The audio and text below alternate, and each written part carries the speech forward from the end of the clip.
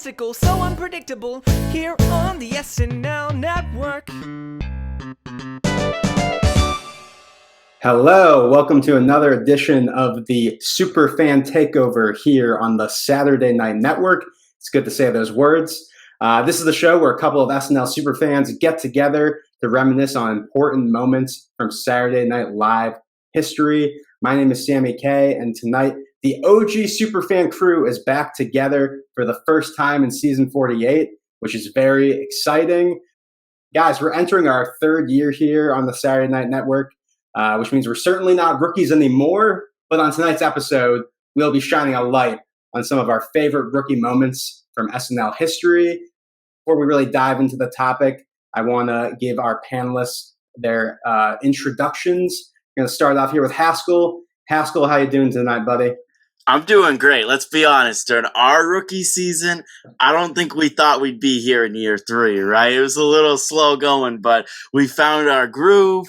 We're here together. I'm going to talk about some rookie seasons. I have to represent my Celtics as they kick off their season, but also represent Paul Pierce, who was an NBA all-rookie, his rookie season. So on theme tonight, talking about some great rookie performances. Absolutely. And next up, he certainly is not a rookie. We got Bill Kenney. Bill, how you doing tonight? Hashtag 7 seasons in a movie, right? It's great to have the core 4 back again. It's been a while, not canceled yet, and ready to dive into some rookies here.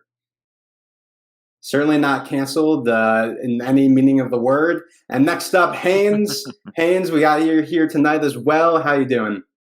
I'm having a rough week. You know, last time I was on was for the roundtable last week, and I was really berating the Mets as I hate them so much, and I was so happy to see them out of the playoffs, and now my beloved Braves have gone that way as well. So I'm wiping away the tears and getting ready for the rest of football season, and as Haskell will say, basketball, I guess.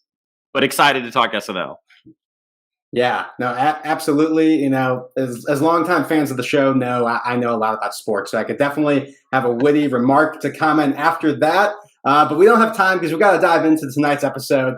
And you know, the genesis of the episode tonight. You know, we're all really excited about season 48. We have 4 new cast members, and you know, there've been already like a lot of cool kind of standout rookie moments from our new featured players, Molly, Michael, Marcello, and Devon. And, that kind of made us decide, what are some of our favorite rookie moments from, throughout SNL history. So, the way we're defining a rookie moment, it's not necessarily, a cast member's first episode. We're talking about, their first season on the show. And that is the kind of sketches we'll be looking at tonight. And, to even be more clear, let's say there's a cast member who, joined the season later on into the run, it doesn't matter. We're not going by just their first year on the show. We're going by their first season. So if there's a certain sketch from, Jason Sudeikis or, Kate McKinnon that we don't talk about because, you swore that was on their first year of the show. Well, we've done our research. We're the super fans, and we know what we are talking about. So yeah, and this was a really hard one, guys, to kind of research. So, if there's anything that we, didn't bring up tonight, definitely let us know in the comments or on socials. And, who knows, maybe we'll do this again in the future. But before we dive in really quickly, I do want to also tell the listeners that we're going to go through a couple rounds of our favorite moments. And at the end of the episode, we are going to put together a ranked top 5 of our favorite rookie moments of all time. So it's going to get competitive here at the end. But right now, we're just a couple friends talking about SNL. And we're going to start here with Haskell with his first rookie moment. What do you got for us? A little barbershop talk just to start things off. We always have to get competitive, which is funny. But I like when we get to jump in and just do these ones where we're not drafting against each other. We're not trying to strategize against each other.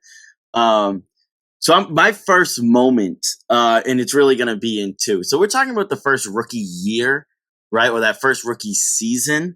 But there's something really impressive when somebody can come in and do it episode 1, right? When somebody shows up the first week on SNL and makes an impression, that's huge. All right.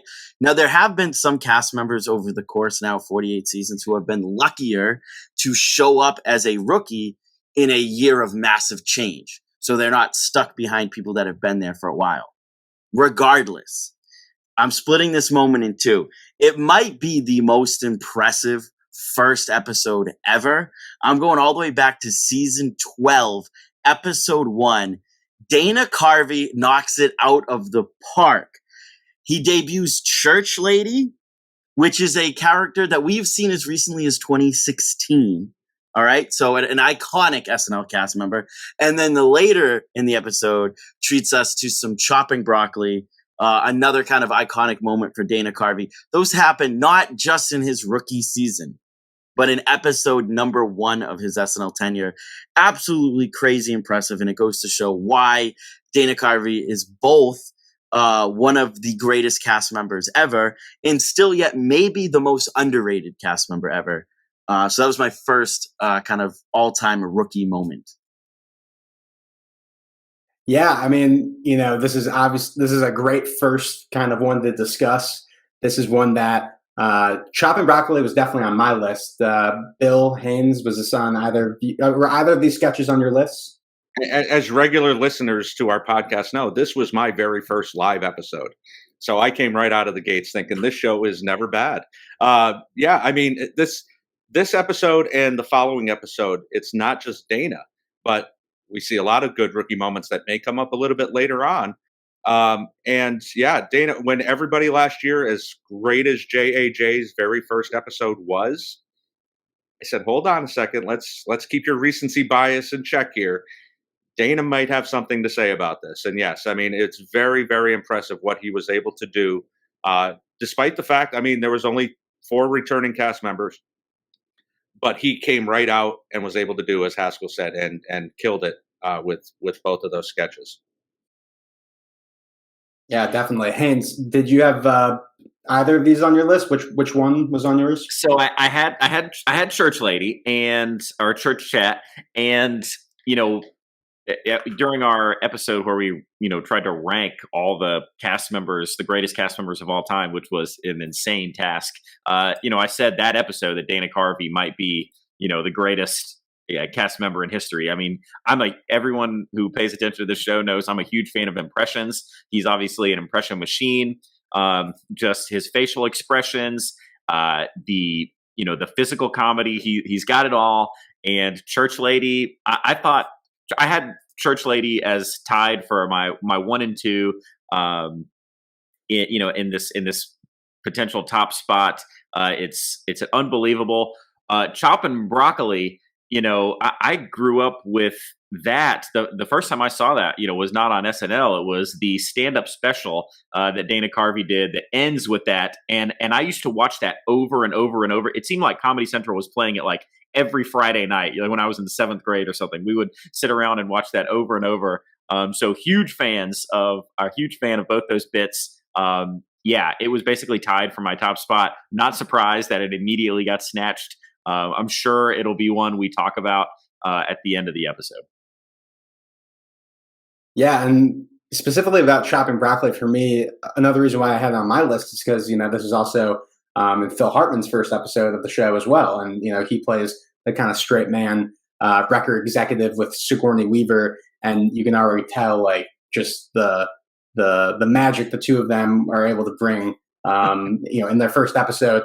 All the way to the end of their tenures in the show was super impressive. Definitely a standout rookie moment for sure. All right, Bill, we're gonna turn it over to you. What sketch are you gonna bring to us? Well, I'm going way back, even further back than season 12. I think we do this even today. We've talked about it on this podcast a million times. Who's going to be the next Kate? Who's going to be the next 80? And this happened all the way back in season 2. Who's going to be the next Chevy?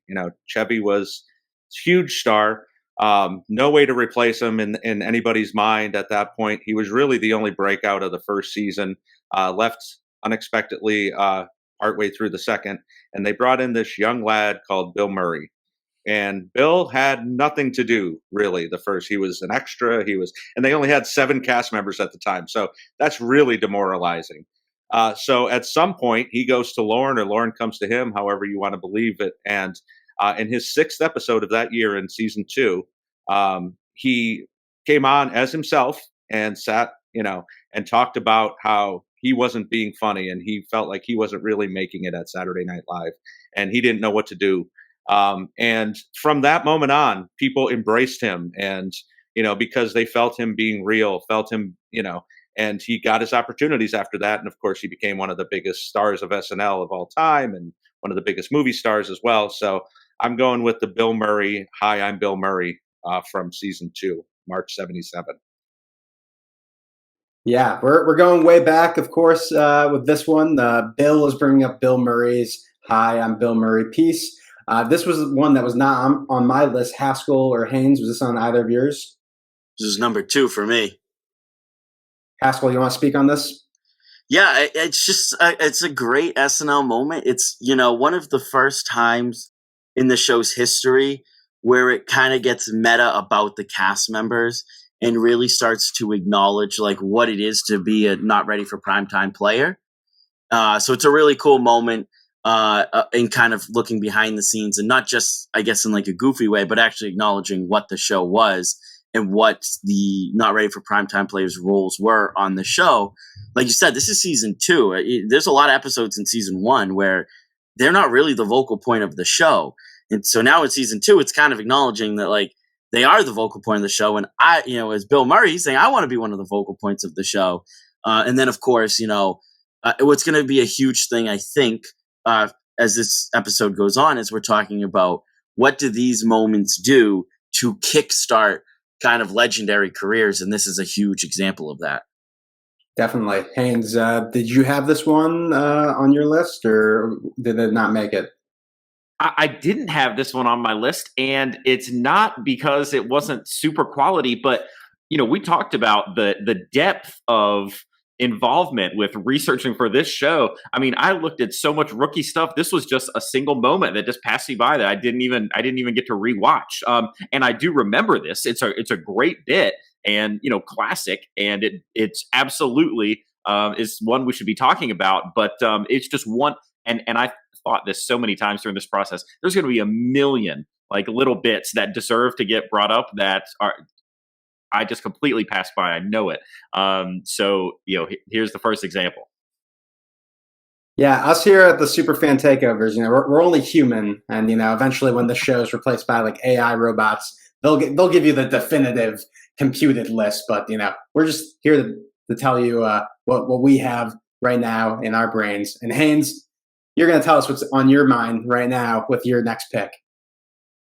So, as I was just saying, there's a million things to go through, but, I did enjoy, I thought about pieces that, became recurring. I thought about, jump-starting careers.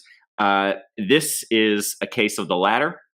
And like our very first example, this comes from the very first episode of the season. The year is 1995, and the sketch is famously from Will Ferrell's audition. He did this for Lorne, and of course, it was a big smash hit. And so I'm bringing up Get Off the Shed, which if folks haven't seen it, and I'd be surprised if a lot of hardcore fans haven't, basically, it opens up with David Koechner and Nancy Walls, and I think it's first episode for both of them as well.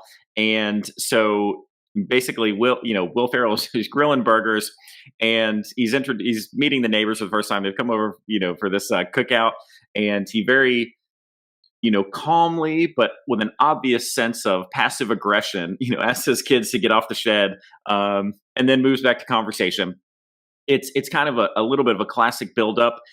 He turns, he gets a little more frustrated with the kids. He's talking with the neighbors, and as he continues to build up through the small talk, eventually he pops off real hard. And then, of course, he goes right back to normal. He's doing this back and forth, and the neighbors are getting really nervous. You could see them kind of getting tense through all this. And eventually it gets to a point where he screams, in the verbal version of all caps, "I will punch you in the face."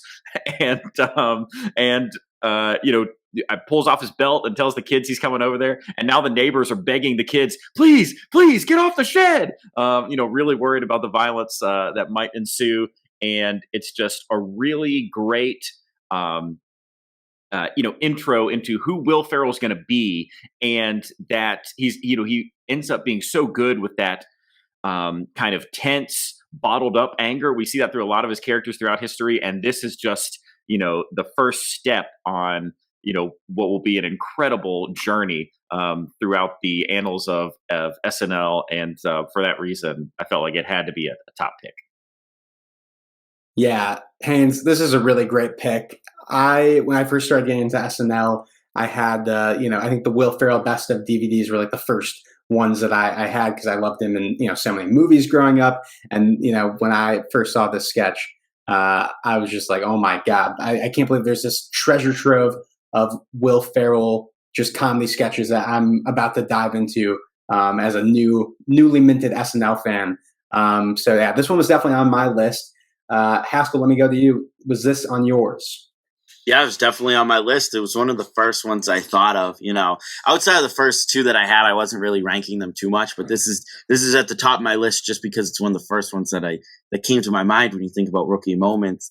I love a good. You can't really go to somebody who's never seen the sketch and explain to them why it's so iconic. Like, there's just, you can't explain the humor in it. You saw me struggling, right? But I also love, Haynes, that you brought up. This is like I love the little tidbits of like, this was in their audition, right? So it's cool to know like some of these moments, and I'm sure we'll see more of them, are the moments or the characters, the humor that got them on SNL. So it's cool to see that actually put into focus, and it's cool to see what they leaned on when they actually got into the building and had to then fight for screen time. And you can see why Will Ferrell would kind of bring this one day one to try to get himself some screen time. Yeah, and I think not only is it such a great sketch and such a great way to lead off, but it may be, it's not really an overstatement to say it's one of the most important sketches in the history of SNL, because you have to remember that coming off of season 20 and what a debacle that was, and the closest SNL has come to cancellation since the early 80s, only bringing back Spade and Meadows and Molly and Norm. And there was a palpable tension. Like, is the show going to be good? Who are all these people? Is it still going to be as shitty as it was at the end of season 20? And here comes Will right out and just kills it with this sketch. And it was like a sigh of relief to know, okay, we're going to be okay. So yeah, I mean, this is really, really great. I mean, and if we ever do a best rookie season overall, Will would be on it, because there's so many points you can go to that Will was able to do in his first season. So I don't know if we have the time for that research. Like, we're going to have to take a week off of work. We're all going to be on here researching together. Yes. Yeah, no, we'll just take the rest of the year off and just kind of, maybe some university will back us, for important. This could go into like the Library of Congress or something. Like, one of these days, the SNL superfans will determine who had the best rookie season. Maybe it's not today. Bill, just for my record keeping, was this on your list? Yes, it was. Yes, this was the sketch I eventually pared it down to with Will, that it had to be the one. Yeah, this might be our first clean sweep if I'm correctly doing the mathematics. But no, that's very exciting. Very exciting. This is a great sketch to bring up, and it's gonna be a hard one to top. So I'm gonna pull out a big gun here for my sketch. I am gonna go with a sketch from someone who is just so synonymous with the show, someone who during a certain era, was completely just you knew from when you saw the sketch that he was a star. I'm going with the Chippendales sketch with Chris Farley. Again, this is just like a classic, like when you first start watching the show as a kid, like if you're a man of a certain age, there are certain sketches that you see for the first time. And, the first time I saw the Chip and Dale sketch, just the way that Chris Farley knew he's maybe like the greatest physical comedian of all time. And the way he is able to just put his body on display with the confidence he had. And he had some incredible dance moves too. Just like there's just like minutes of runtime in the sketch is just solely just like the way the music pairs with his dancing and like the contrast between him and Patrick Swayze. It's just the best. So yeah, for a Chris Farley sketch, I needed to get on here. I was surprised to see doing this research that Matt Foley didn't come along until a couple seasons into his run, but this is in Chris's fourth episode on the show. So, this is certainly a rookie moment. Did anyone else have Chippendales on their list? Yeah. I only didn't have it because I just knew that it would be on everyone else's list. So maybe so I'm not sure that this is good for how we're going to do the rankings later, but I actually picked a lot of stuff that I just hoped was stuff that I could pull out as far as maybe introducing people to things they'd never seen before. So I picked some heavy hitters, and I've got a lot of the stuff that's just kind of pulled out from the weeds. So I left behind a lot of stuff like the Chippendales, Yeah, and Haynes, I definitely have some weird deep cuts on my list too. So if we get to those, you'll be in good company. But Bill, let me bring it over to you. Let's hear your thoughts on this iconic sketch. Yeah, I definitely had some deep cuts on my list as well because I knew this was going to be what we four do. But Farley was just such a force of nature, and as you said, I mean, Matt Foley was so much later. A lot of the characters that you would Bennett Brower was later as well. So he didn't bring a lot of his character work that first season, and he kind of disappears for a lot of that season because there's so many people. Imagine having 14 cast members. I mean, that's crazy, right? But this was his one real shining moment that year.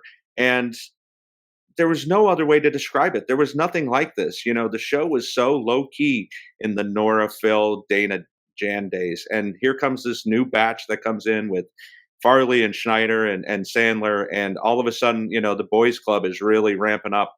And we get to see, and I hate the narrative that's happened, and I'm glad that people who were there, like Smigel, have batted it down that, he was forced to do this or he was crying. No, that's bullshit. He was happy to do this. He was so happy to be on stage, and you could just see it on his face that this was such an important moment in his life. And it's such a fantastic sketch. I just want to add off of what Bill said. And when we talk about, there has been a different narrative around this sketch in recent years, right? I know Chris Rock has come out and said he hates the sketch. He hates that the joke was about Chris Farley's body, and that a lot of Chris Farley's physical humor came back to, quote, fatty falls down. The thing about the sketch that I love is to use that quote. It's not fatty falls down. It's fatty keeps up. You know what I mean? I'm a bigger guy too. I appreciate the sketch. I love the physical comedy, and it showed just how much endurance he had for physical comedy, and he would use that throughout his career. So I think that is why it's such an iconic moment. Yeah, no, that's a great way to put it. Haskell, I'm gonna bring it back over to you for your next rookie moment. Sammy, me and you around the same age. You knew I was going to get to this era of the show eventually. There's this old saying that SNL is at its best when you are in high school. I actually disagree with that. I think SNL is at its best when you were in middle school.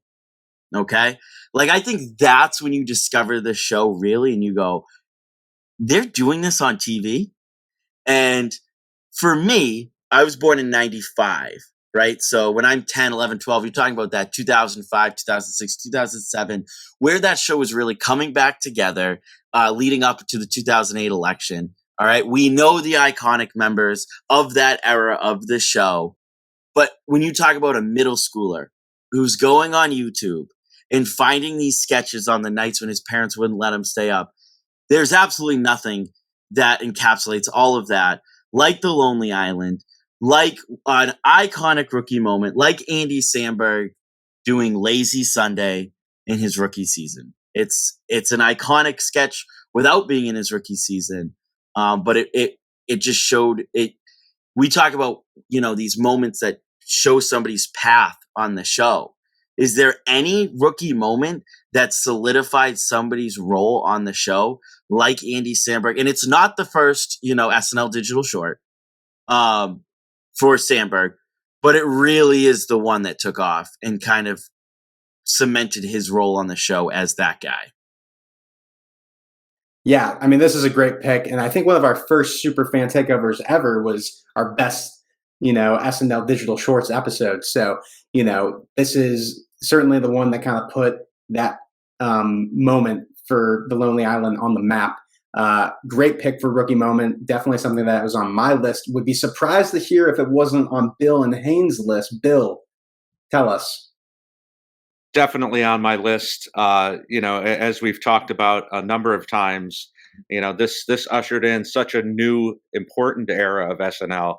The YouTube clicks. Now we all go the next day to see the cut for sketch, cut for time, and this was the beginning of that. It's not just such a great and still funny 16 years later moment for a rookie, but it ushered in this era of, I can go on and watch this 3 or 4 minute sketch and see how funny it is, and I can watch it 20 times. I don't have to rewind a VCR tape or find it on my DVR. It's right here for me to watch as many times as I want with me and my friends. So yeah, this is definitely up there for important and great rookie moments. Haynes? Yeah, totally agree. It was on my list, and we've kind of covered the bases with this. I mean, Chris Parnell is great in it as well, and it's just great overall. But starting that, or at least being very close to the beginning of that pathway to where I think they ended up doing technically 103, of these digital shorts if you count certain ones, and so just really the beginning of an era. And I was just having a little bit of a moment here while Haskell was doing his spiel, thinking how cool it would have been to have YouTube when I was in middle school, getting into SNL. And you're right, Haskell. Higgins has always said, it's the cast that's on when you're in high school. That's your favorite. But I think you make a really good point. I mean, I fell in love with SNL in middle school. To me, that was when it happened, and and that must have been cool to be able to go home and just look it up and stuff. That was not something I had in the early days, but absolutely, a great piece, and definitely deserves to be talked about. Yeah, can definitely attest to the awesomeness that was YouTube in middle school. But okay. Moving on to our next rookie moment here. Bill, what you bringing over here? So I'm going to go a little bit deeper, but not too deep. One of our rules, which made it a little bit more difficult, is what Sammy alluded to. Having it has to be in their first season. So if they got hired two episodes in, or two episodes left, then that's all they get. So people like Sudeikis, Molly, Mark McKinney, it's very difficult to find some stuff, but I'm going with somebody who was brought on late in season 16, Adam Sandler, who did so many iconic characters and had so many iconic moments later on. But he only had about 3 or 4 episodes to play with at the end of 1991, and he went on Weekend Update and did his Mother's Day sketch, where he did this whole thing about what he was talking about with his mother sitting across from the table. Kind of a precursor to all the stuff that he would do on Weekend Update later on. So a little bit more, I think it's not a think piece, but it's a little bit deeper than, the Halloween stuff that he did and things like that. But this was such a great moment. And if you haven't seen it in a while, I highly recommend it. And it kind of cemented him as the future of SNL. Yeah, this is a sketch that was also on my list. I really wanted to get some sort of Adam Sandler representation going here. And yeah, I had the same feeling trying to find something. And then I came across this that I hadn't seen in years, and it definitely holds up. Haynes, let me go over to you. Do you have this piece on your list? I did not have it on the list. I feel like I'm going to be saying all night. But Adam Sandler killed it every time he was on Weekend Update. It seems, and yeah, like Bill said, just so many iconic characters and stuff. He really thrived at the Weekend Update desk, and this is just another example. And I guess part of it is just the seasons where SNL is on, but SNL is always they've always put a little bit of extra focus on Mother's Day. It's not one of those holidays that they let just slip by. So this is another special one. Mother's Day is a very wholesome holiday for a lot of folks. And Adam Sandler is a pretty wholesome guy. Listen, I just watched Hubie Halloween, underrated Netflix film, and full of tons of SNL folks. So great pick. We'll have to have you back on for the Hubie Halloween special podcast we'll be doing next year. Haskell, what's on your list? This was probably the first one that got caught up in my research minutia and kind of got by me. Like I love the Sandman and I wanted to represent him, but I knew that especially update pieces would be the ones where I'm going to be like, oh, how did I not have that one? Going back and doing research and trying to run through all these Weekend Update pieces. So I didn't have it on my list. If you gave me the year off, I probably would have gotten to it. We'll see if that's in the budget for next year. Haynes, I think you're next. What you got, buddy? Ooh, all right. Well, I've been shifting around the rankings here, so let me see. I'm gonna pull out one that's well, I guess it was a while ago nowadays, but it still feels kind of. I still count it as the most recent half of SNL, I guess, since it's post 2000. I'm going to bring up another Weekend Update character, and this is. I'm really highlighting the one person. He is part of a duo in this instance, but this is going to be Fred Armisen. From season 28 as Ferecito with Lupe, and who was played by Salma Hayek. And of course, he is a nightclub comedian from Venezuela. He's got a gold tooth, and he makes a lot of bad, cheesy jokes.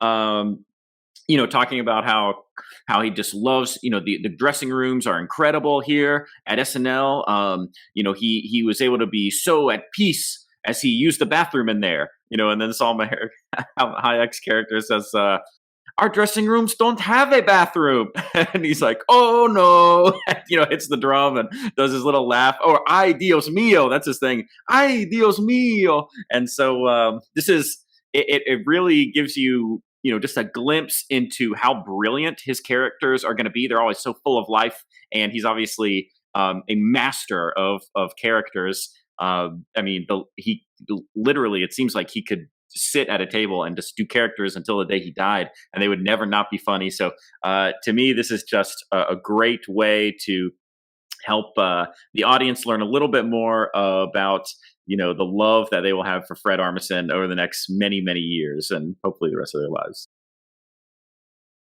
Yeah, I feel like over the years, Fred Armisen had so many great update characters that when I was doing my research tonight, I did not have this one on my list. Haskell or Bill, did you guys have this on yours?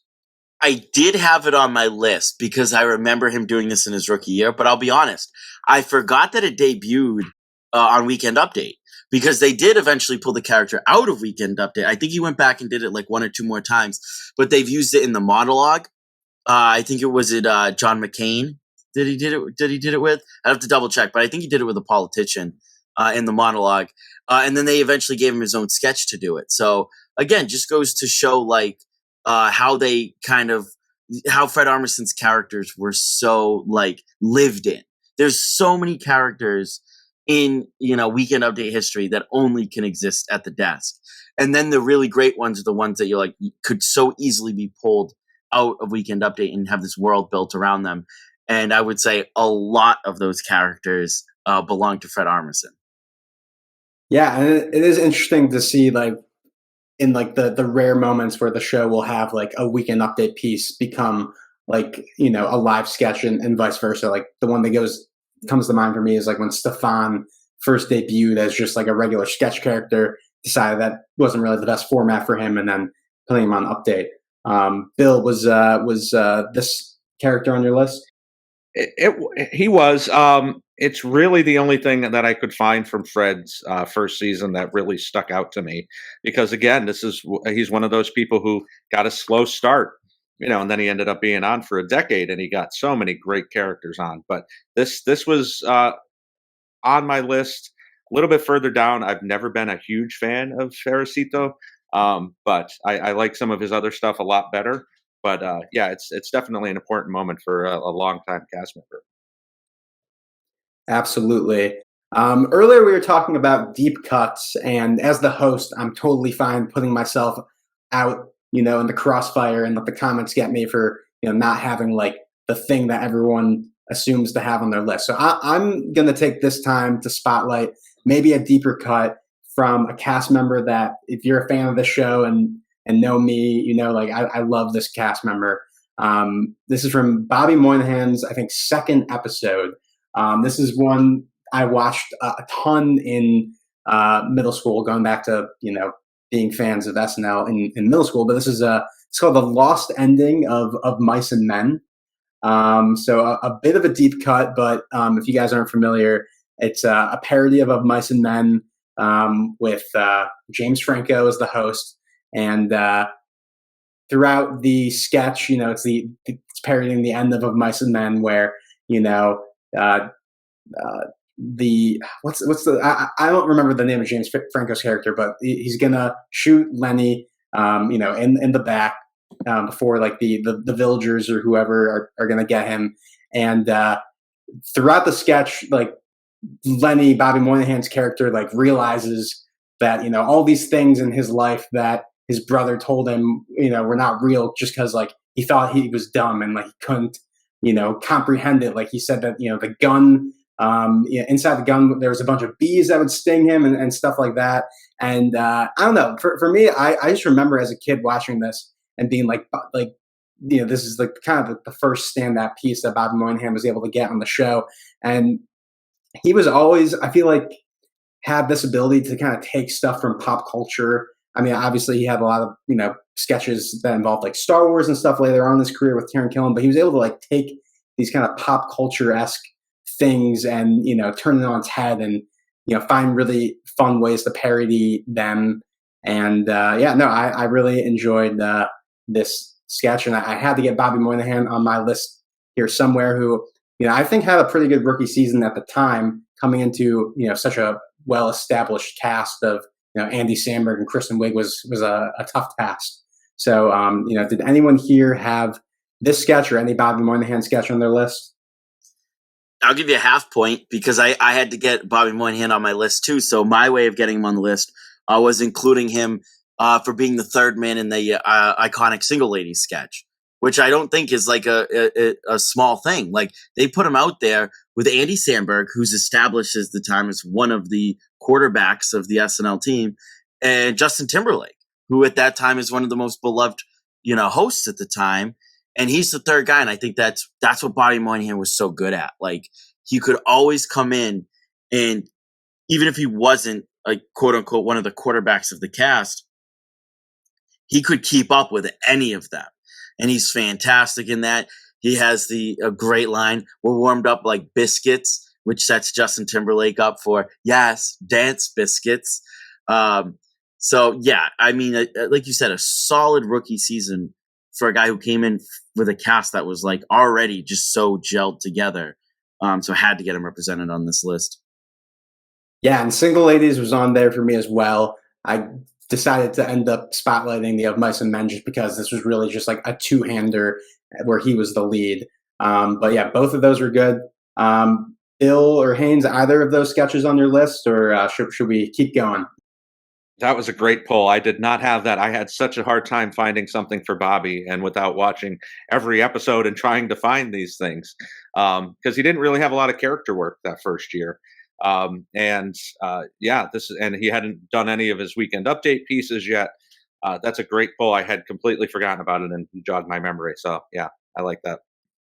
It is a very funny sketch because it's so goofy. But the worst part about this, and I always think this to myself, when it happens on rare occasion with SNL, is I've never read or seen any version of Mice and Men. So like I always wonder, how much more would I be laughing if I had to read that in high school or something. But it's still funny to me. Either way, yeah. So it's a great pick, and obviously love Bobby.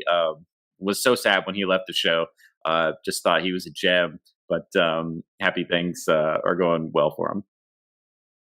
Haynes, it's a pretty short read. I think it's like 100 pages. So definitely just go pick that up. I'll do it. I'll pick it up. Pick it up after the show. Haskell, you got a freebie there with the single ladies, but I want to hear another sketch that you got on your list. Yeah, I knew I'd eventually find one from Weekend Update, but I found one that is not from the SNL proper season. I had to go to somebody's rookie year when they appeared on Weekend Update Thursday in preparation for the 2012 election. One of the iconic cast members of this past era, one of my favorites. I know for listeners of the show now, she's often brought up as one of our favorites. This was Cecily Strong in her rookie year on Weekend Update Thursday, debuting a character that she would do a ton on regular, episodes. The girl you wish you hadn't started a conversation with at a party. Just again, like that's a home run character. Kind of right out of the gate on a rookie year. It just showcased Cecily Strong so well. It bounced off. I think she did. She definitely did it with Seth Meyers, and she definitely used it with Michael Che later. I don't have any recollection of her ever using that character opposite of Colin Jost. But it was like this character that she could use with multiple different Weekend Update anchors. And really, the loss of this character specifically, and listen, over the course of her career, she became a Weekend Update all-star. Like she could just pull out these characters to be correspondents. But it really underscored a few years, the next season in 39, how much kind of it was a mistake it was to put her at the Weekend Update desk. Not that she wasn't good, but just with the show lost by not using her in that role as a correspondent. So that's why that's on my list. Yeah, I mean, that is a really great pick. And I'm like pretty sure I remember that when they announced that she was leaving Update, they even like in the press release, Lauren or Cecily like name dropped this character as like a reason why she is stepping away from Updates, because characters like this are things that she wasn't able to do when she was an anchor. Really quickly though, Haskell, to get you back for throwing a freebie sketch in here, I'm gonna throw in from Cecily the "We're Not Porn Stars Anymore" sketch that she did with Vanessa Bayer. She just had a great rookie season, so I needed to shout that out in the interest of time. So Bill or Haynes, were either of those sketches on your list? I'll tell you, this is one of my favorite Weekend Update characters of all time. I feel like it's so memorable every time. Listen, there's a lot of different types of characters. Sometimes the joke is a little bit more in the back and forth with one of the anchors, or there's certain physical aspects. Maybe it has to do with the outfit and just the dramatic way that lines are being presented. But people who know me know that I love jokes that come fast and hard, and that was not a sex joke. And but I like joke after joke after joke, and that's exactly the type of character this is. I don't know if you can call them puns. I don't know what you call them, where she just kind of like gets things a little bit wrong as she's trying to say things. But it reminds me a lot of what they used to do with Ricky on Trailer Park Boys, where he always like tries to say this, this classic cliche and gets it just a little bit wrong. And so to me, it's just packed with so many jokes. It's like, in that 90 seconds, 2 minutes, 2.5 minutes that you get from her, it's just bang, bang, bang, bang, bang. I'm laughing. I don't stop laughing. That's why I love this character so much. It wasn't even on my list, and it's genuinely one of my favorite Weekend Update characters of all time. It's such a brilliant pick. I just wanted to applaud that for a minute. Yeah, and it's definitely one of the evergreen Weekend Update correspondents. Put this in any era. Obviously, you'd have to change some of the topicality, but you if you brought somebody from 1975 and showed them this character, they would laugh at it. And I think that's kind of really iconic for her to be able to do in what, her third or fourth episode ever. And so, yeah, this kind of cemented her role on the show at a very early stage. For sure. So, all right then. So I think we should move on then to Bill, your next pick here for rookie moments. Well, I'm going to go with somebody who, I love impressions. I think all of us do. And a really good impressionist is hard to find. And so when season 31 started and we had all these new cast members coming in, and don't know who any of them are, obviously, when you're starting out with some of these people. And they start doing an Anderson 360 sketch about Hurricane Katrina. And Seth is doing his Anderson Cooper thing and walking around the room. And there's Amy as Sharon Stone. And it's all these celebrities who came down to help out during Katrina. And none of them know what they're doing. And you cut to this young, fresh-faced guy in the corner who drops the best Al Pacino that you've ever heard in your life. Even though everybody has an Al Pacino, this guy brought it to another level. Of course, I'm talking about Bill Hader, his very first episode back in season 31 in 2005 as Al Pacino. Yeah, this is just like an all-time great impression on the show. I'm sure this came up when we talked our Mountain Rushmore, or when we did the Mountain Rushmore episode of the Superfan Takeover, talking about our favorite impressions. Bill Hader has so many of them, and the fact that he threw this out in his first episode is just awesome. Haynes, did you have this on your list? Listen, I did not have this on my list because we only brought 10 to this. And I love this sketch so much. This is one of those ones that I've watched over and over and over again. Listen, we see Hader's Pacino several times, but I think this is one of the best. I think he does this. I haven't watched it recently, but I think he does Pacino in the SNL 40 celebration episode. And honestly, it's nowhere near as good as this version. Like, maybe he just hadn't been practicing it as much lately or something, but I always see that version and I'm like, and I think about this version the very first time you hear it, and it's so good. This is a hilarious sketch. Also, it definitely has a moment that would not fly nowadays, because we're talking about the celebrities coming up. If I recall, Horatio Sanz plays and darkens his skin to play Aaron Neville, the singer who is black, unlike Horatio Sanz. And so whenever I go back and watch that sketch, I also think of that as well. But this sketch is not, and that doesn't take away anything from Hader's performance. It's just a note that I always recall when I see that sketch. But this is but paint aside, his Aaron Neville impression is pretty good, but it's not as good as Pacino's. It's not as good as Pacino's. And this is a hilarious, amazing sketch. Great, unbelievable job by Bill Hader. One of the great impressionists in SNL history. Just love it so much. I'm really glad you said that, Haynes, about, Horatio Sanz and that, because so for me, my least favorite era of the show is between when Will Ferrell left to season 31. My least favorite. I think it's very sloppy. I think it's very sort of poo-poo caca, sort of like ha, with a lot of fart humor and stuff. And I think this underscores the change of the show, though. When you're going to sit there and you're going to say, yeah, we kind of got an impression that we can do. It's not great, but it's worth putting a guy in blackface for. Let's do it. To Bill Hader coming on, doing an absolutely spot-on nails impression. Not to mention, nobody ever mentions Bill Hader as an impressionist. He's one of the best impressionists in the history of the show, but he's Bill Hader.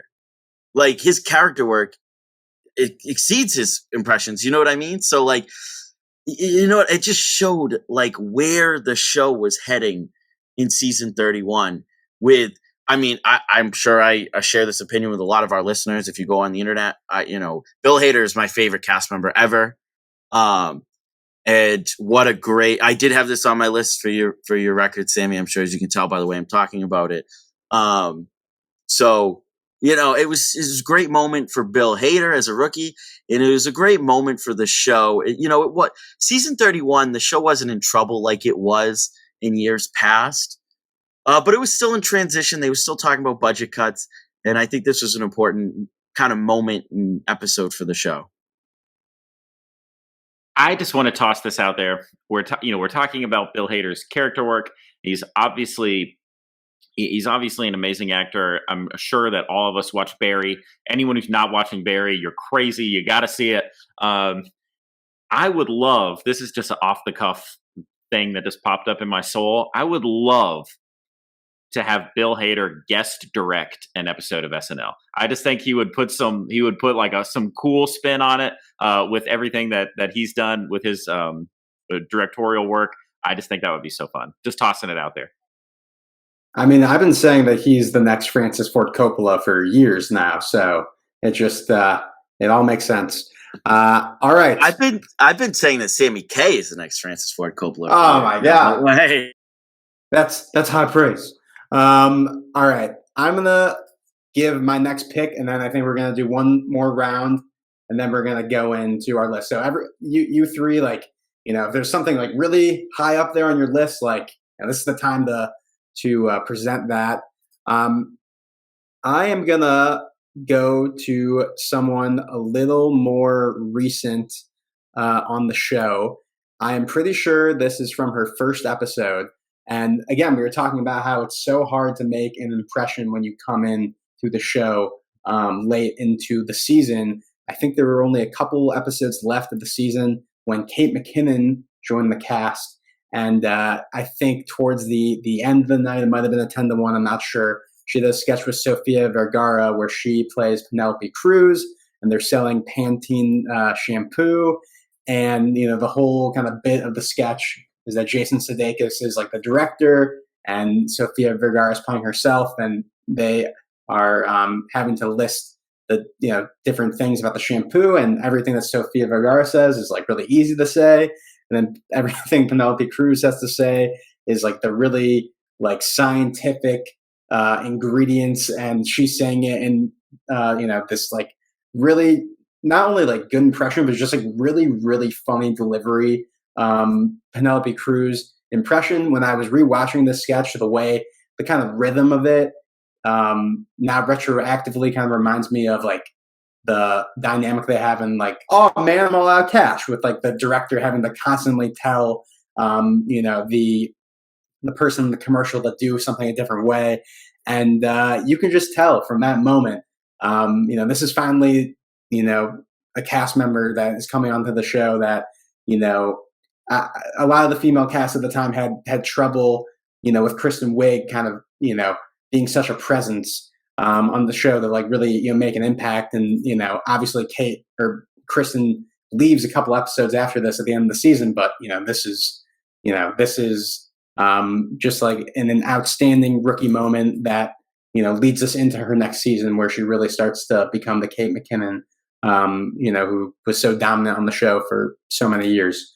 Did anybody have this or any other Kate McKinnon sketch on their list? Haskell, let me go to you first. I don't know how you want to score this. This was like in my reserves. Like we put together 10, and then I was like, well, let me continue to do my research and put it together. It's a great rookie moment, and I think it's a great rookie moment, and it's kind of remembered because of what Kate McKinnon did. It's almost the reverse. Like we talk about these great rookie moments that catapulted people to great careers. I feel like this is a great moment because Kate McKinnon had such a great career. When I did the research, I'll be honest, I didn't remember a lick of this sketch. all I remembered was, hey, Kate McKinnon did Penelope Cruz early, like in that first year before kind of going into the summer and coming back the next year as like Kate McKinnon.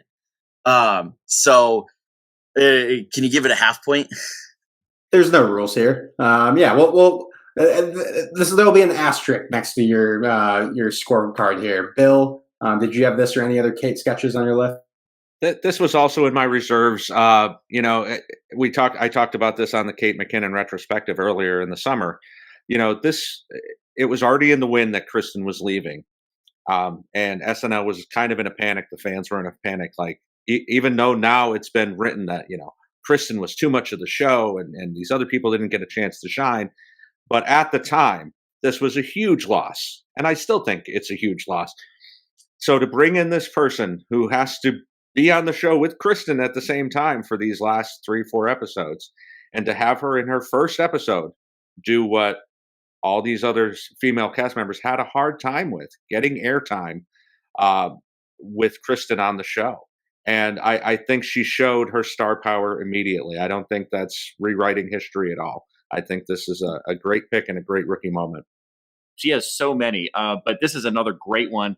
I mean, talk about just going to be a star from the very get-go. And when you look back at her character work, I can't believe we got to live through the Kate McKinnon era. Like, she was amazing on so many different levels. So I think we could pick anything from her rookie year, and it would be worth talking about. Absolutely. All right, Haskell, final round. What you got? All right, I'm gonna. So this last one I have, I have two that I'm split between, but I gave season 31 a lot of love already. So I'm gonna go with one of the most underrated seasons, which is season 39, which kind of really made me like re-fall in love with SNL as opposed to just really liking that cast that had just left. But this isn't really like a singular rookie's moment. It's a sketch that celebrates being a rookie on SNL.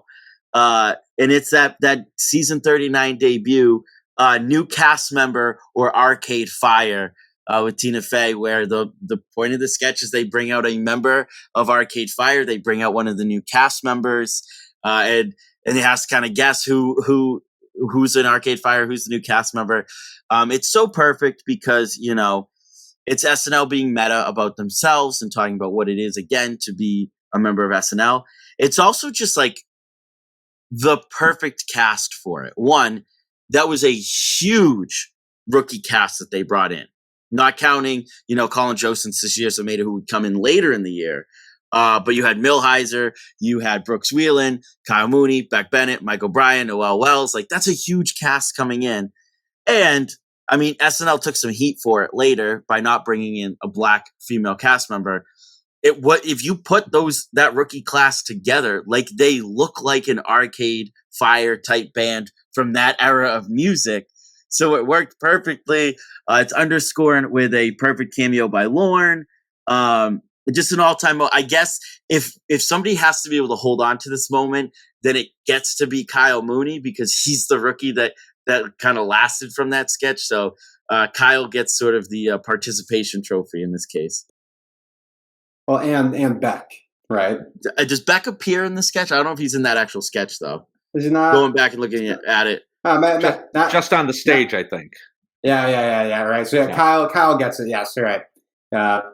I should have known to not correct the Superfans. Bill, was this on your list? This was not, and what a great idea to use this for season 39. I had Beck on my list for a different sketch further down, but yeah, I mean, what a strange era that we kind of entered into, the 5 white guys and Noel Wells, and it kind of changed the way SNL hired, which is great. We got Sashir later in the year, we got Leslie not too long after that. So I think it's the beginning of something. It definitely was hard to tell these guys apart. I think Beck was the AT&T guy. We knew him from all the commercials. And Kyle does definitely stand out in the sketch. So I like that. For sure. Haynes, anything on this one? I didn't have it on my list, but this is such a classic sketch. It's so good. Everyone loves it. It's great from top to bottom. It's a wonderful one to rewatch. It's so fun, and there's so much hope. So much hope in this sketch, and then so much changes over time. But there's so much hope for this moment.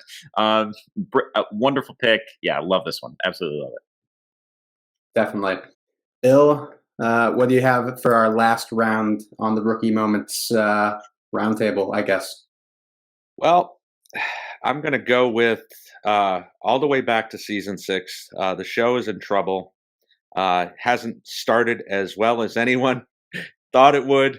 And then somewhere around December, this young man goes on Weekend Update and gives this great correspondent piece. Weekend Update was such a disaster at the time with Charles Rocket, rest in peace. And we get Eddie Murphy debuting as Raheem Abdul Mohammed. It's another one of those that's really important in the history of SNL. If this doesn't happen and he doesn't get put into the cast against Gene Dominion's wishes, we might not have an SNL. We might not be sitting here. We might be sitting here talking about Rick and Morty or something like that. So I think that this kind of set the trajectory right. And Eddie was such a star right from the beginning. So yeah, I'm going with Eddie Murphy as Raheem Abdul Mohammed on Weekend Update, December of 1980. Yeah, I mean, we're an hour into the episode, and people are going to be mad we haven't talked about Eddie Murphy yet. Haynes, it seemed like you were pretty angry about this one. Was this exact sketch on your list? Well, not angry, but yeah, it was on my list, and we're looking at getting down to crunch time here. So this is the final round of the ones we really get to talk about. So I'm looking over everything that I've got on there, and like I said, it's a mix of things are on there for different reasons. Maybe it's just a start of a big career, or maybe it's just something dumb and funny and comes from one of my favorite recurring sketches or one of my favorite cast members. And then there's ones that are important for so many different reasons. And so as I'm looking through this list, this is the one I decided that I was going to talk about this round. But I'm not offended that Bill took this. It's so good. And yeah, the guy goes on to save the show. And it's just really genuinely funny. His commentary is funny. And you can just tell from the get-go, he's just got such great delivery. This is his first episode. They brought him on midway through the season. I think it's the Ellen Burstyn episode on December 6th. And it's really funny. I think that, the point is that it's crazy watching Weekend Update from back in the day and hearing about the things that are going on in the world. And so I think he's commenting on, there's like a law, some judge in Ohio said that like every high school basketball team has to have at least 2 white players on it because black people were like taking over basketball. They're like too good at basketball or something. And so this is what he's commenting on. It's insane. But it's just really funny. And it goes on to, throughout his time on SNL, he did such brilliant commentary on race relations in America. The first, one of the earliest SNL memories that I have, and I've got several early ones that attracted me to the show, but to this day, that sketch where he pretends to be a white person and is walking around like with his butt cheeks all tightened up and getting on the bus and stuff, that is like one of the greatest sketches of all time, So so I feel like this kind of starts that ball rolling. And so for that reason, I just felt like it's so important and it's damn funny. It's his rookie season. It's his first episode. And I obviously don't need to talk about how talented Eddie Murphy is and what a star, he remained throughout his life. Gosh. And when he came back to host, a couple of years ago, like that was so special. I don't know if I've ever been more excited for a host than when Eddie Murphy came back, and it lived up to the hype. God, I wish he was still on the show today. Every single sketch he's in, every line, he's just the best. So brilliant pick. It was the one I was going to talk about. I'm glad I still get to talk about it because that's what we do here. But yeah, this will definitely be one that I'll be voting for. I think toward our top 5. I cheated a little bit. We had a lot of research to do. I just wrote down Eddie Murphy every episode he's in season 6. You know what I mean? Like, I keyed in on this. I noticed, I think it's like episode 11. He debuts Mr. Robinson and a Stevie Wonder impression. So that's a big one too. But there's just like, it's Eddie Murphy. Like that moment is Eddie Murphy saving the show, season 6, iconic rookie moment. And listen, spoiler alert, okay? When we finally get around to doing the best rookie seasons ever, it's Eddie Murphy, okay? He wins. You can skip the episode. I'm sorry. It's the best rookie season ever. Yeah, I think I also, like, looking back at my notes, I'm like, I have Eddie Murphy on here, but I just never, like, I just couldn't decide, like, what to put on. And I'm like, all right, I know someone's going to bring him up, and I'm glad we were able to do that. So, all right, let's move on over to Haynes. I think you're next for your last pick. Yeah, I don't know what I'm going to pick now. So let me look back over this list for a second. Listen, this is a classic. Haynes is going to talk himself into a decision. He has no idea what he's going to pick, and he's going to talk about 5 sketches and pick one as he's talking. Listen, if there's one thing you get from me on this show, it is transparency. I am earnest, and like it's not calculated. When I come on this show, the discussion, like my mind changes as people make great points and stuff. I love working through this with you guys. So listen, there's a lot of stuff we could talk about. To keep things short, I will just pick one that comes from another great impressionist. So this is also from 1995. I've already mentioned in 1995, but this is a Weekend Update appearance from someone who will go on to be known as one of the great impressionists in SNL history. And that is Mr. Darrell Hammond as Phil Donahue. And so basically, Norm sets it up talking about how daytime talk shows have come under fire recently.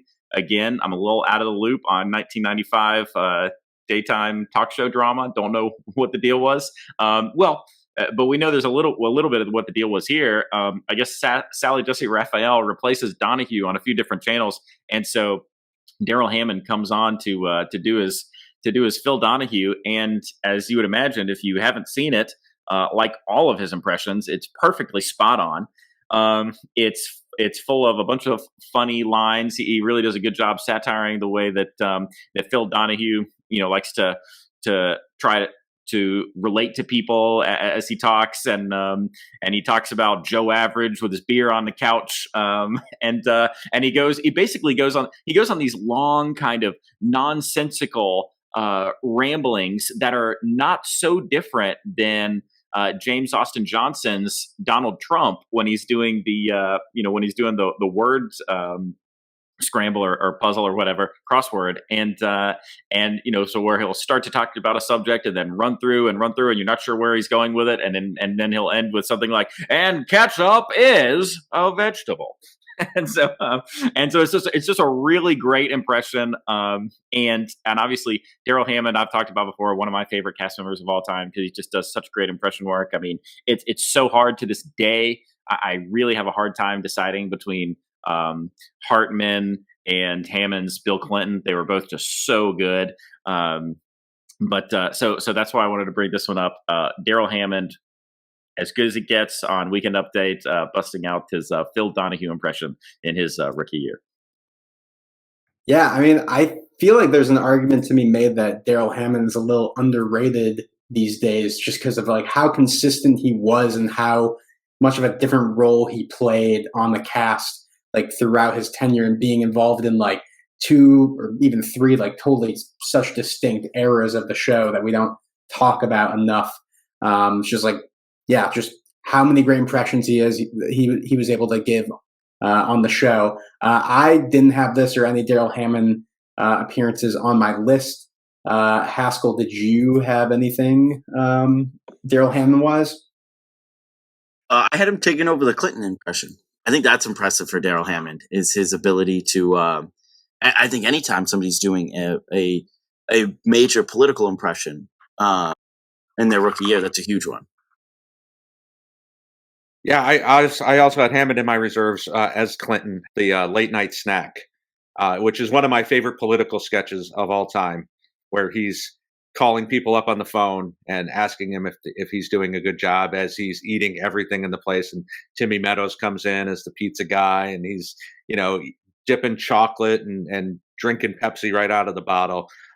Yeah, I mean, Hammond, one of the all-time great. Sammy, great point with the fact that he is underrated because people don't love his last 4 or 5 years on the show. And if he had left the same time as Will Ferrell, I think he'd be more highly regarded. Yeah, absolutely. I'm also kind of at a place right now where I'm like, what's like the last thing I want to highlight here? And I think I am going to, just in the interest of like talking about someone else we haven't talked about, I am going to do, all right, Vanessa Bayer, in either her first or second episode on the show, she debuted the Miley Cyrus show, which was a huge recurring character for her. Immediately, she comes out the gate, and she's just one of the most likable personalities I think the show has ever had. She is just so bubbly and funny, and again, this is like around the time where I was like the right age to where Hannah Montana was a show that my sisters watched and I definitely watched. And I don't hate to admit, and she just totally kills it, and it starts a really awesome run of just Vanessa Bayer sketches on the show. So we'll never not give her flowers. Did anyone have this or any other Vanessa Bayer sketches on their list? This one went right by me, and I'm embarrassed by that because I love Vanessa Bayer. I love that impression. I think that's another case. I'm pretty sure she did that in her audition, which would make sense if she did it so early in her tenure. But like I said, I love seeing those impressions that got people on the show actually in the show.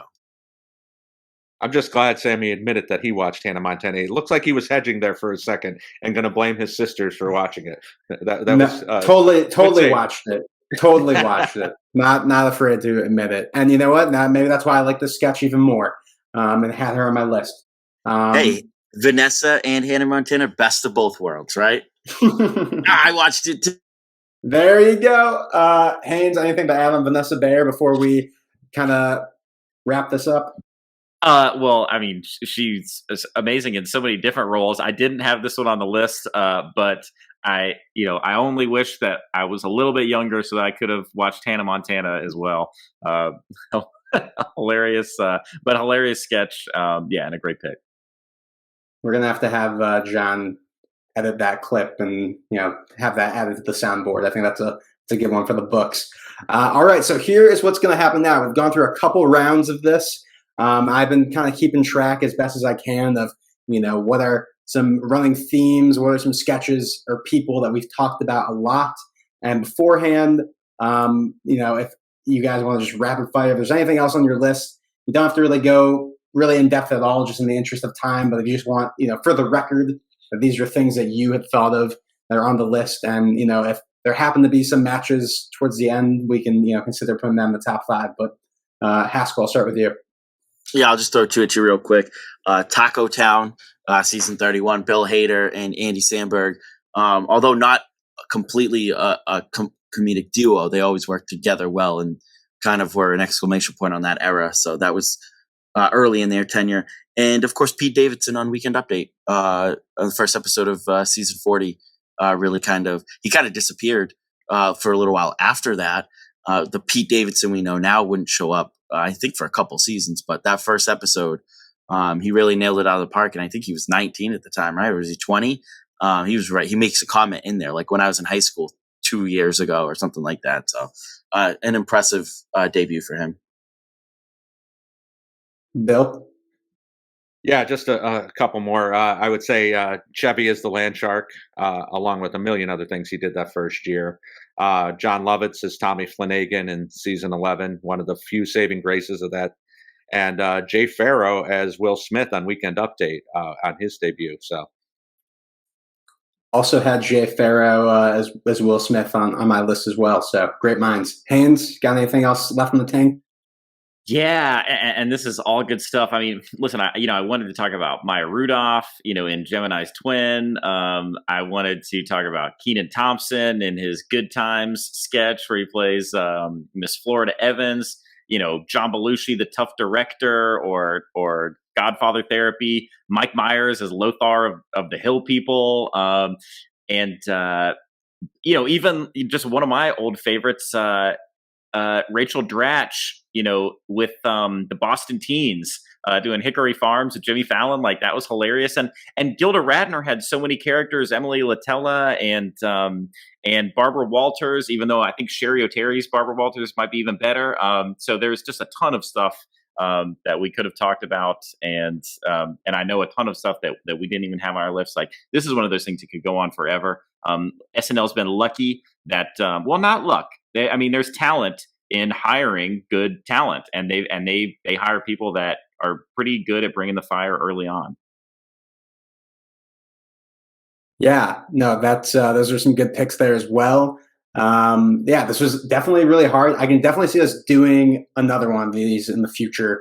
If there's any that we missed out, I'm sure we'll get to next time. But really quickly, a couple ones I wanted to mention. New guy impression off. This was Andy Samberg and Bill Hader on their first episode, where the whole joke is Bill's a great impressionist and Andy is not. I had the Taran Killam sketch where it's like the French dancing with Emma Stone. That's like such a good showcase for him. This is just like, it's not on my top 10, but like I had the Paul Britton Sex Ed Vincent sketch because like I also have an idea for just like potentially doing like an episode in the future where it's like we look at the careers of some of these guys who like didn't have a long time on the show, and that made a huge impression on me like when that first aired, and obviously he didn't have a long time on the show. Wake Up and Smile, Will Ferrell, Feminine Talk, Gilda Radner, and Roundball Rock with Tim Robinson, which I would not have thought of until today when that was trending on Twitter. The NBA jingle sketch she did with Jason Sudeikis. That's a deep cut. It's not one that's in the best rookie moments of all time, but if I can, bring up Tim Robinson on the show, I will. So, all right. So I'm going to run down the sketches that we kind of talked about, and I have a couple that we like right off the bat have like some clean sweeps for. So I'm going to just run them all down, and then we'll kind of start hashing everything out. So this could get a little messy, but we're going to try to do it to get our top 5. So we had Church Lady, Dana Carvey, Chopping Broccoli, Dana Carvey, Hi, I'm Bill Murray, Get Off the Shed, Will Ferrell, Chippendales, Chris Farley, Lazy Sunday, Andy Samberg, and Lonely Island, Adam Sandler, Mother's Day, oh God, I'm not going to be able to pronounce the Fred Armisen one. Fercito? I think it's Ferricito. Ferricito. I'm the worst. Of Mice and Men, Bobby Moynihan. Single Ladies, Bobby Moynihan. Girl You Wish You Hadn't Started the Conversation With at a Party, Cecily Strong. I'd also brought up the Porn Stars sketch with her. Al Pacino, Bill Hader. Penelope Cruz, Kate McKinnon. New cast member Arcade Fire. Eddie Murphy on Update. Phil Donahue, Daryl Hammond, and then the Miley Cyrus Show. So right off the bat, the ones that we have that are like, I think probably locks. Lazy Sunday seemed like a clean sweep. We all had that on our list. So I'm not, as far as like rankings go right now, I don't know where we're putting that, but I feel like that definitely ends up on the list. Do you guys agree with that? All right. It's got to be. All right. Next, I had Get Off the Shed was one we all had on our list. So getting some Will Ferrell representation in there. And then as far as the threes, Chopping Broccoli, I think like at least 3 of us said, as well as the Eddie Murphy Weekend Update sketch. And Fred Armisen as, I can't believe I can't say it again, Ferricito. I think that also had 3. Ay, Dios míos. Yeah, that also had 3 as well. So I think the Eddie Murphy one definitely should make it on the list, right? And then as far as these next two, I think Chopping Broccoli has to be on the list as well. Or Church Lady. Does anyone have an argument for either one of those? If it goes Chopping Broccoli, I will write a dissenting opinion that it should have been Church Lady, but that's all. That's what I'll say. I just like Church Lady because I think the character stood the test of time a little bit more. Yeah, I'm totally cool with putting in Church Lady in there because I think the only reason why that wasn't on my list because in my head trying to not necessarily have a ton of recurring characters, but obviously that is like a defining character, and the fact that it was in his first episode, I think deserves a spot on the list. So right now we have Lazy Sunday, Get Off the Shed, Church Lady, and Raheem Abdul Mohammed. What is there anything on that fifth spot that is like really calling to you guys? Farley that we talked about Farley. So we didn't put Chippendales on there. Oh, I'm sorry. That also had 3, so I think that definitely needs to be on there as well. Yeah, I think so. Yeah. Could have had 4 and it wasn't on someone's list, but is there anything? So we have 5 right now. Is there anything on this list that you guys would swap out, or do you think like I just noticed Haskell's cat? It's so distracting. Is there anything on this list you think we should swap out? Or you think this is the 5 and we start kind of doing our ranking? All right, say them again now that we've talked about it. Okay. Say them all. Church Lady, Get Off the Shed, Chippendales, Lazy Sunday, Raheem Abdul Mohammed. That's like a pretty tight list. And what were like the 2 or 3 that were like right on the cusp that we might consider, right? Don't make me say it again. Okay. Parasito. That was right there. Obviously, we talked about Chopping Broccoli, and then we had some 2s with like Al Pacino, Bill Hader, girl who you hadn't started a conversation with at a party. Hi, I'm Bill Murray. Those were some 2s. I think the 5 is good. Yeah, I think all the ones that you're mentioning now do feel like a level below. Yeah. Okay. So I agree with that. So we have a 5. Now we got to rank these. Does anyone just like want to like take a crack at it, and then we'll kind of go from there? Does anyone want to? I gotta get my pen out. Oh boy. Here, I'm gonna post these in the chat. I'm gonna repeat them again. Church Lady, Get Off the Shed, Chippendales, Lazy Sunday, Raheem Abdul Mohammed. I almost feel like number 1 is either Farley or Dana Carvey. I had Farley, so 2 votes for Farley. My gut just said on pure laughs, the Chippendales. Make it a clean sweep. Not to mention, just a peek behind the curtain, like we can all fully admit that when we decided on this topic, we were all like, so like Chris Farley, like when we said, what's an example? We all said like Chris Farley, Chippendales, right? So. Yeah. Okay. So then should we put Church Lady number 2, or are any of those other ones, Get Off the Shed, Lazy Sunday, or Eddie Murphy's Piece, something you want to put on there? Church Lady is a strong number 2. It's a strong number 2. Yeah, agreed. Yeah. Okay. So we're going to put Church Lady in at number 2. Number 3, anyone have a strong feeling? We're parsing the greatness of the greatness here, but I think Lazy Sunday, for its cultural significance, maybe gives it the edge. Yeah, I agree.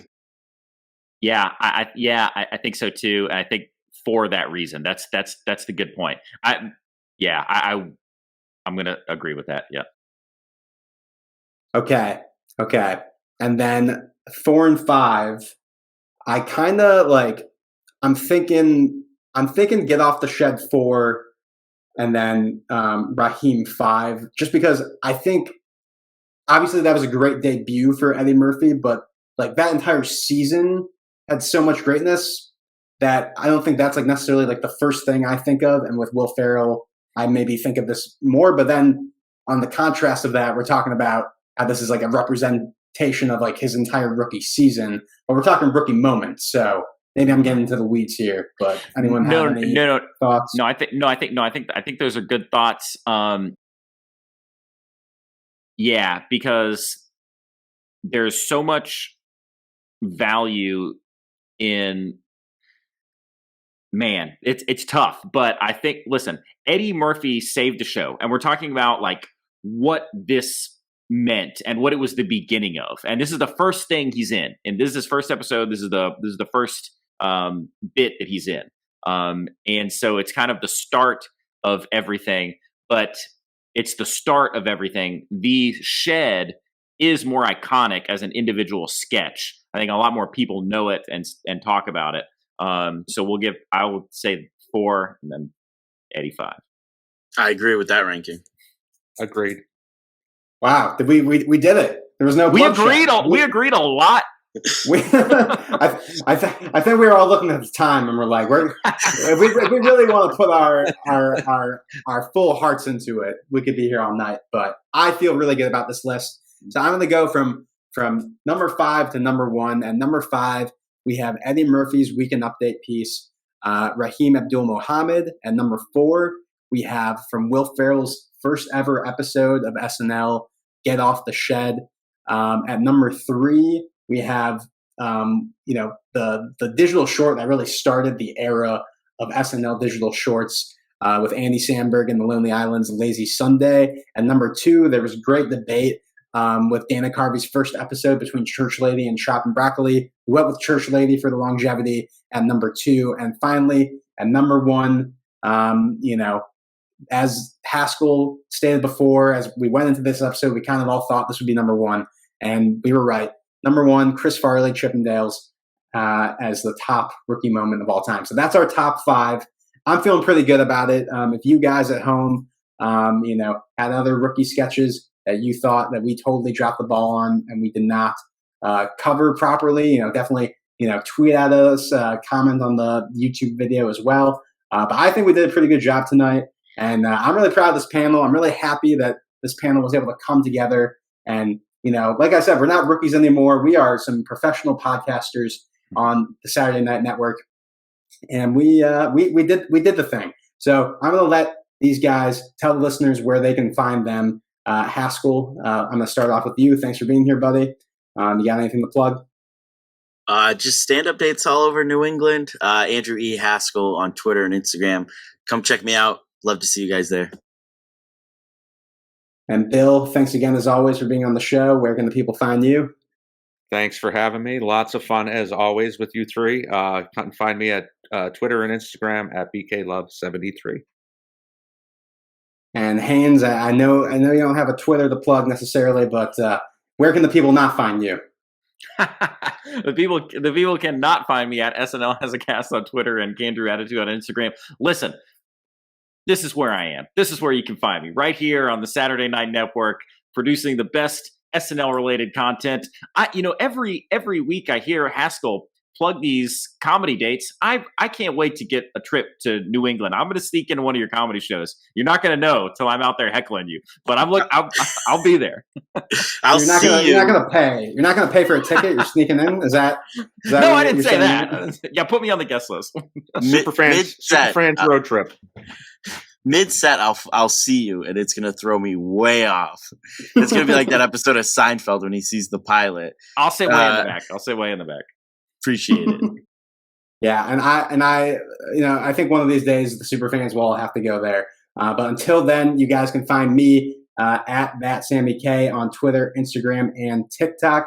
Really appreciate you guys checking this episode out tonight. If there's any other topics you'd like us to cover in the future here on the Superfan Takeovers, please hit me up on socials. And looking at the week ahead, this Saturday, SNL will be back with a new episode with double duty host musical guest Jack Harlow. So be sure to join us live on the Hot Take Show Saturday night.